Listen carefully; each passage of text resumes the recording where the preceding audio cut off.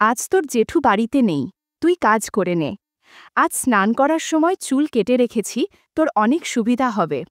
আমি বললাম, দাঁড়াও, আমি একটা প্যাকেট নিয়ে আসছি, ততক্ষণে তুমি ম্যাক্সি পরে নাও।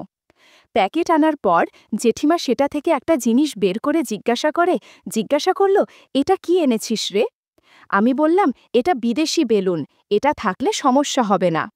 আমি শচীন। আজ যে ঘটনা বর্ণনা করছি সেটা ঘটেছে দুর্গাপুজোর ঠিক আগের দিন।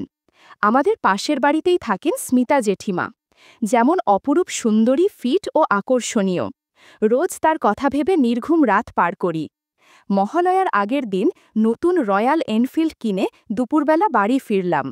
বাড়ির সামনে বাইক রাখছি, এমন সময় স্মিতা জেঠিমা বাড়ি থেকে বেরোচ্ছিল। আমায় দেখে বলল, কিরে চয়ন, নতুন বাইক কিনলি, পুজোয় চড়াস একদিন। জেঠিমা একটা আকাশি রঙের কালো কাজ করা তাঁতের শাড়ি পরেছে আর নীল ব্লাউজ।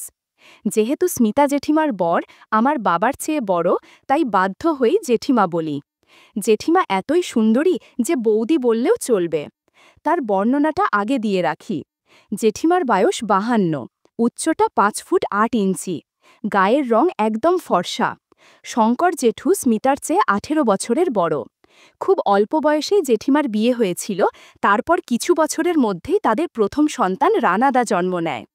জেঠিমাকে বললাম, কি গো, এত সেজেগুজে কোথায় যাচ্ছ? জেঠিমা বলল, আরে পুজোর সময় তোর রানাদারা আসছে বলে ওদের ফ্ল্যাটটা একটু দেখতে যাচ্ছি, সব ঠিক আছে কিনা। আমি বললাম, ও, তুমি মহেশতলা যাচ্ছ, তাহলে আজই চল, লং ড্রাইভ হয়ে যাবে, দারুণ একটা ফ্লাইওভার হয়েছে। জেঠিমা বলল, আমি একটু ফ্রেশ হয়ে নি, 4:30টায় বেরোবো। জেঠিমা খুব খুশি হয়ে গেল, আমিও খুব খুশি হলাম, অনেকটা রাস্তা জেঠিমার সাথে ঘুরতে পারবো। আমি একটা জিন্স আর টি শার্ট পরে 4:30টায় বেরোলাম। ফ্লাইওভারে ওঠার পরেই বৃষ্টি শুরু হয়ে গেল। দুজনই কাক ভেজা ভিজলাম। সারা রাস্তা জেঠিমা আমাকে ধরে বসেছিল। ফ্ল্যাটে পৌঁছাতে 6টা বেজে গেল। বৃষ্টি থামলেও আমাদের খুব ঠান্ডা লাগছিল। জেঠিমা বলল, চয়ন, এই অবস্থায় বাড়ি ফিরব কি করে? আকাশ দেখে মনে হচ্ছে আরও বৃষ্টি হবে। আর দুজনেই ভিজে গেছি। এই অবস্থায় ফিরলে আরও ঠান্ডা লেগে যাবে। তার চেয়ে কাল যদি তোর ছুটি থাকে, তাহলে এখানে আজ রাত্রিটা থেকে যাই। আমি তো মনে মনে হেব্বি খুশি হলাম। যদি এই সুযোগে গল্প করা যায়, তাহলে তো ভাগ্য খুলে যাবে। আমি বললাম, কাল আমার ছুটি, কিন্তু খাবে কি আর পরবে কি? জেঠিমা বলল, একটা তোয়ালে আছে, ওটা আমি পরে নেব, আর তুই একটা গামছা পরে নিস। আর রাত্রিরে কিছু খাবার অর্ডার দিয়ে দিস। আমি স্নান করে আসি, আমার হয়ে গেলে তুই স্নান করে নিস। এই বলে জেঠিমা বাথরুমে ঢুকে গেল। আমি বারান্দায় দাঁড়িয়ে সিগারেট খাচ্ছিলাম। দারুণ লাগছিল 13 তলার বারান্দায় দাঁড়িয়ে গঙ্গা দেখতে। তখনও জানতাম না যে এর চেয়েও অনেক সুন্দর রাত আমার জন্য অপেক্ষা করছে। ছিটকিনি খোলার আওয়াজে সাবধান হলাম, আর যা দেখলাম তাতে আমি মুগ্ধ হয়ে গেলাম। জেঠিমা বাথরুম থেকে বেরিয়েছে একটা বাসন্তী রঙের শাড়ি পরে। আমি অবাক হয়ে জেঠিমাকে দেখছি। কিছুক্ষণ পরে জেঠিমা বলল, চয়ন, সারা রাত তুই আমায় দেখতে পাবি, এখন স্নানটা করে আয়। আমি গিজার চালিয়ে এসেছি, আর জামা কাপড় আমায় দিয়ে যা, আমি রান্নাঘরের দড়িতে মেলে দিয়ে আসি, তাহলে কাল সকালের মধ্যে শুকিয়ে যাবে। এরপর আমি বাথরুমে ঢুকে গেলাম। স্নান শেষে দেখলাম স্মিতা এসি চালিয়ে বেডরুমে বিছানায় বসে আছে। আমিও ঘরে গিয়ে জেঠিমার পাশে বসলাম। জেঠিমা বলল, চয়ন, কিছু খাবার অর্ডার করে দে, না হলে বেশি রাত হয়ে গেলে কিছু পাবো না, সারা রাত উপোস করে কাটাতে হবে। আমি জেঠিমার কথা মতো খাবার অর্ডার করে বললাম, এখন তো সবে 7:30টা বাজে, এখানে টিভিতে ডিশ লাইনের কানেকশনও নেই, এতক্ষণ সময় কি করে কাটাবে? জেঠিমা বলল, আয়, তোকে আমি আমার ছোটবেলার গল্প বলি। এই বলে জেঠিমা বলতে শুরু করল। আমাদের বাড়ি বর্ধমানের গুড়াব গ্রামে।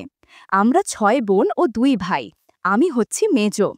অভাবের সংসার, তাই যখন তোর জেঠুর সাথে বিয়ের সম্বন্ধ এলো, বাবা ছেলে কলকাতায় থাকে বলে আর কোনো কিছু না দেখেই বিয়ে দিয়ে দিল।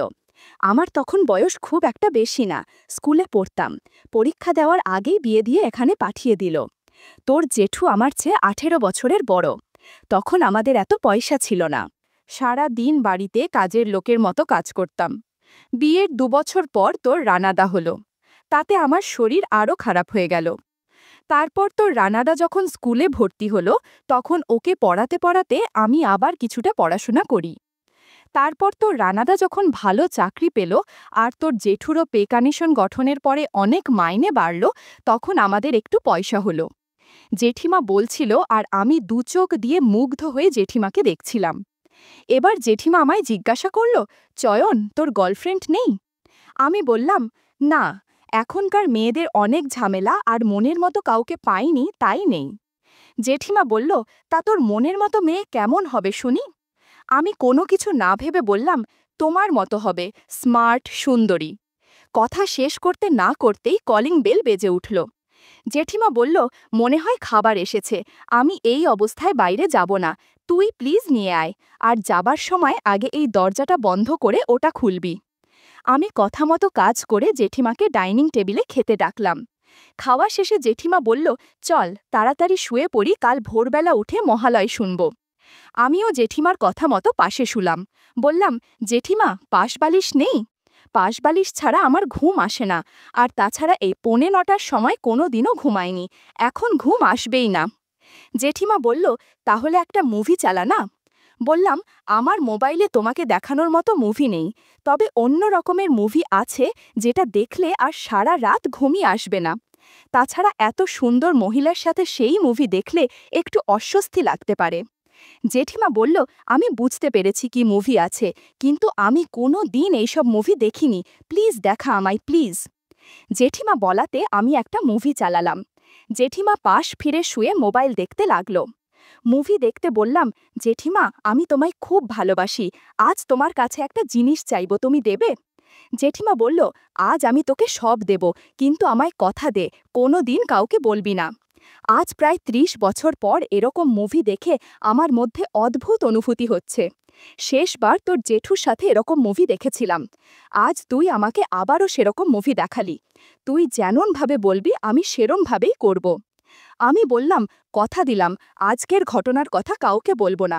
তোমার নিয়ে আমি যে স্বপ্নগুলো দেখতাম আজ সেগুলো সত্যি করো। বন্ধুরা, ইউটিউবের কড়া নিয়মের কারণে এসব ঘটনা সরাসরি বলা যাচ্ছে না। তোমরা কমেন্টে দেয়া লিঙ্ক থেকে আমার ওয়েবসাইট ভিজিট করো, সেখানে একদম খোলামেলা গল্প দেয়া আছে। রাত 2টো অবধি মুভি দেখে দুজনে অনেক অ্যাক্টিং করেছি।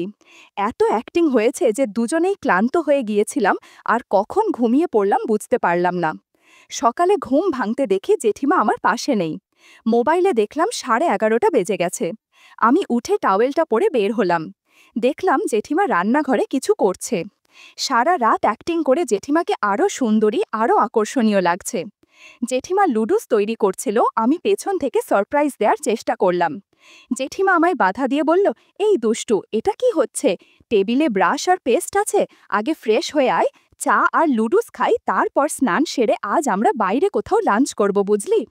আমি বললাম, ঠিক আছে, কিন্তু আমি সন্ধ্যের আগে এখান থেকে যাব না, আমি দুপুরে তোমার সাথে খাবো, তাতেই আমার পেট আর মন দুটোই ভরে যাবে।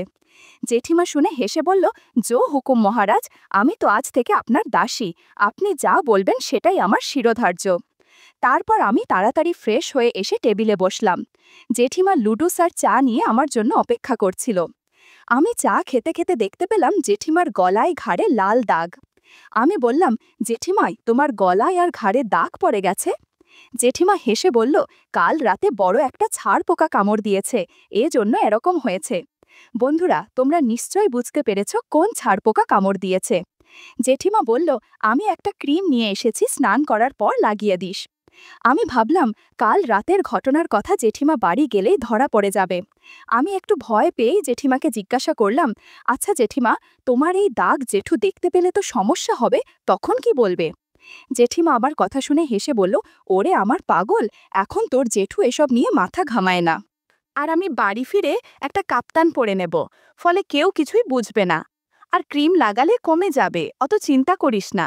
আর যদি না কমে, তাহলে তোর জেঠুকে বলে দেব দুপুরে চিংড়ি মাছ খেয়ে অ্যালার্জি হয়েছে। আচ্ছা, যে জন্য আমরা এখানে থাকলাম সেটা কখন হবে? আমি জেঠিমাকে নিয়ে সোফায় বসালাম, আবার মুভি দেখব আর অ্যাক্টিং করব বলে। তখন জেঠিমা বলল, চয়ন, একটা সত্যি কথা বলবি, আমার আগে তুই আর কতজনের সাথে মুভি দেখেছিস আর অ্যাক্টিং করেছিস? আমি বুঝতেই পারছি তুই অ্যাক্টিংয়ের ব্যাপারে খুব পটু, আর রেগুলার অভ্যেস না থাকলে এরকমভাবে কেউ অ্যাক্টিং করতে পারে না। কি করে হলো এমন, বলো না আমায়, আমি কাউকে বলবো না। আমি বললাম, বলতে পারি, আমি তোমায় মিথ্যে কথা কিন্তু বলবো না। তবে তোমায় কথা দিতে হবে যে আমার অতীতের কথা শোনার পরও তুমি আবারও আমার সাথে অ্যাক্টিং করবে আর মুভি দেখবে। জেঠিমা বলল, আমি পাগল নাকি যে আনন্দ আমি পাচ্ছি তা থেকে আমি তোকে আর নিজেকে বঞ্চিত করব না। তুই আগে কোন কারো সাথে অ্যাক্টিং করলেও আমার কোনো আপত্তি নেই। শুধু একটাই রিকোয়েস্ট করব, এখন থেকে যে কদিন আমার সাথে অ্যাক্টিং করবি সেদিন আর অন্য কারোর কাছে যাবি না। আমি তোকে খুব ভালোবাসি, অন্য কারোর সাথে দেখলে খারাপ লাগবে। আমি ঠিক করলাম শুধু অঞ্জলি মাসি আর ইতিকার সাথে করা অ্যাক্টিংয়ের কথাই জেঠিমাকে বলবো। তাই বললাম, এখন আমি তোমাকে ছাড়া আর কারো সাথে অ্যাক্টিং করব না, কিন্তু প্লিজ প্রত্যেক সপ্তাহে একবার করে তোমার বাড়িতে বা এখানে না হলেও সল্টলেকের একটা হোটেলে নিয়ে গিয়ে তোমার সাথে মুভি দেখব আর অ্যাক্টিং করব। এখন বলি, তোমার আগে আমি দুজনের সাথে অ্যাক্টিং করেছি। আমাদের বাড়িতে যে অঞ্জলি মাসি কাজ করেন না, তাকে আমি ক্লাস 11 থেকে গ্র্যাজুয়েশন অবধি অ্যাক্টিং করেছি। তবে এখন মাঝে মাঝে বাড়ি ফাঁকা থাকলে অ্যাক্টিং করি। অঞ্জলি মাসির কারণেই আমি অনেক দক্ষ। তখন তো আর কেউ ছিল না, তাই আমি রোজ রাতে সবাই ঘুমিয়ে পড়লে অঞ্জলি মাসির সাথে অ্যাক্টিং করে ঘুমিয়ে পড়তাম। মাঝে মাঝে দুপুরে বাড়িতে কেউ না থাকলেও করতাম। আমি যখন অঞ্জলি মাসির সাথে অ্যাক্টিং করতাম তখন মনে মনে তোমার কথাই ভাবতাম। কিন্তু আরও ভালো করে অ্যাক্টিং শিখি ইতিকা কাকিমার কাছে। আমি যখন আগে মুর্শিদাবাদে ছিলাম তখন তার বাড়িতেই পেইং গেস্ট থাকতাম। একটা ঘটনার পর আমরা পরস্পরের খুব কাছে এসে যাই, আর তারপর থেকে আমি রোজ 4-5 বার করে তার সাথে অ্যাক্টিং করতাম। জেঠিমা শুনে একটু হিংসে হলো আর বলল, তোর ইতিকা আমার চেয়ে অনেক সুন্দরী আর ইয়াং, এজন্যই তো রোজ অভিনয় করেছিস, তাই না? আমি বললাম, আরে না না, ইতিকা তোমারই বয়সী হবে আর আর একটু স্বাস্থ্যবান। আমি ইতিকা কাকির সাথে রোজ অ্যাক্টিং করতাম, কারণ ইতিকা কাকির কেউ ছিল না, সে বিধবা। সারা বাড়িতে আমরা দুজনেই থাকতাম, ফলে অনেক সুবিধা হতো। রোজ আমরা নতুন নতুন মুভি দেখতাম আর অ্যাক্টিং করতাম। আমার অ্যাক্টিংয়ে ইতিকা কাকিমা অনেক খুশি ছিল। আমাকে ছাড়া সে কাউকে কল্পনা করতে পারত না। রাতে ইতিকা কাকিমা নাইটি করে অ্যাক্টিং করত, সাথে আমিও অ্যাক্টিং করতাম। আমি যে 4 বছর ওখানে ছিলাম তার প্রত্যেক দিনই ইতিকা কাকিমার সাথে অ্যাক্টিং করেছি। আর এখন আমি যে 5 দিনের জন্য মুর্শিদাবাদ যাই তখন ইতিকা কাকিমার সাথেই থাকি। তুমি প্লিজ এখানে আমার সাথে অ্যাক্টিং চালিয়ে যাও, তাহলে রোজ 5 বার করে তোমার সাথে চর্চা করতে পারবো। জেঠুমা বলল, এত ভাগ্য করে আমি আসিনি রে, আমি যেটুকু সময় তোর সাথে থাকবো তাতেই আমার জন্য ভালো। নে, এখন আর প্লিজ সময় নষ্ট করিস না, তাড়াতাড়ি অ্যাক্টিং শুরু কর। জেঠিমার কথার সম্মতি পেয়ে আমরা আবারও অ্যাক্টিং চর্চা শুরু করলাম। 3 ঘন্টা সারা বাড়ির বিভিন্ন জায়গায় আমরা অ্যাক্টিং করেছি। সব রুম এলোমেলো হয়েছিল। সব গুছিয়ে আমরা লাঞ্চের জন্য বেরিয়ে গেলাম। আমাদের খাওয়া শেষ হলে ও জেঠুকে ফোন করে জিজ্ঞাসা করল, জেঠু কি বিরিয়ানি খাবে নাকি। জেঠু জানালো, জেঠুর এক বন্ধু বিদেশ থেকে এসেছে, ওরা একসাথে ড্রিঙ্ক করবে, তাই বাড়িতে এসে আর কিছু খাবে না, আর আসতেও 11টা বেজে যাবে। জেঠিমা খুব খুশি হলো, আমিও হলাম। জেঠিমা বলল, চল একটু শপিং করি, তারপর বাড়ি যাব। আমরা শপিং করলাম। জেঠিমা আমাকে একটা নীল রঙের খুব ভালো জামা কিনে দিল। আমিও ওকে একটা সিল্কের শাড়ি আর একটা নাইটি কিনে দিলাম। বাড়ি ফেরার পথে ওষুধের দোকান পড়ল। আমি বললাম, তুমি একটু দাঁড়াও, আমি একটা জিনিস কিনে আনছি। কিছুক্ষণের মধ্যে আমি একটা প্যাকেট নিয়ে ফিরে এলাম। জেঠিমা বলল, কি এনেছিস দেখি। আমি বললাম, বাড়ি গিয়ে দেখো, এখন চলো তাড়াতাড়ি। আমি জেঠিমার হাতেই প্যাকেটটা দিলাম বাইক চালাবো বলে। জেঠিমার সঙ্গে সঙ্গে প্যাকেটটা খুলে ফেলল আর ভেতর থেকে একটা জিনিস বার করে জিজ্ঞাসা করল, এটা কি এনেছিস রে? আমি বললাম, এটা অনেক কাজের জিনিস, আজ আমাদের এটা লাগবে। জেঠিমা খুশি হয়ে তাড়াতাড়ি করে বাড়ি নিয়ে যেতে বলল। আমরা জেঠিমার বাড়ি পৌঁছালাম 7:30টার একটু আগে। বাড়িতে এসেই আমরা অ্যাক্টিং চর্চা শুরু করলাম। জেঠু আসার আগে যতটুকু চর্চা করা যায় করে নেওয়া ভালো। বাড়ি পুরো ফাঁকা, তাই জেঠিমা প্রাণ খুলে অ্যাক্টিং করতে লাগলো। জেঠিমার অ্যাক্টিং আমাকে মোটিভেট করে তুলছিল। 2 ঘন্টা অ্যাক্টিং করার পর জেঠিমা বলল, আমাদের অ্যাক্টিংয়ে নতুনত্ব আনা দরকার। দরকার, তাই ফ্রিজ থেকে একটা চকলেট সস নিয়ে আসলো আর বলল এটা দিয়ে অ্যাক্টিং করতে তাহলে আরও ভালো হবে। বন্ধুরা, ইউটিউবের কড়া নিয়মের কারণে চকলেট সস দিয়ে করা ঘটনা সরাসরি বলা যাচ্ছে না। তোমরা কমেন্টে দেওয়া লিঙ্ক থেকে আমার ওয়েবসাইট ভিজিট করো, সেখানে একদম খোলামেলা গল্প দেয়া আছে। 30 মিনিট চকলেট সস দিয়ে অ্যাক্টিং করার পর আমরা একটু বিশ্রাম নিলাম। জেঠিমা জেঠুকে ফোন করে জিজ্ঞাসা করলো জেঠু এখন কোথায় আর কত দেরি হবে বাড়ি আসতে। এখন 10:39, জেঠুর দেওয়া সময় অনুযায়ী আরও 20 মিনিট আছে। জেঠিমা করুণ সুরে জিজ্ঞাসা করলো আর করবি না? আমি বললাম করব, আগে সব গুছিয়ে নেই আর তুমি সব গুছিয়ে নাও। সারা ঘর অ্যাক্টিং চর্চা করতে করতে অগোছালো হয়ে গেছে। হঠাৎ জেঠু এসে পড়লে কোনো সমস্যা হবে। এরপর আমরা নিচে নেমে এলাম। আমি গেট খুলে বাইরে বেরিয়ে এলাম।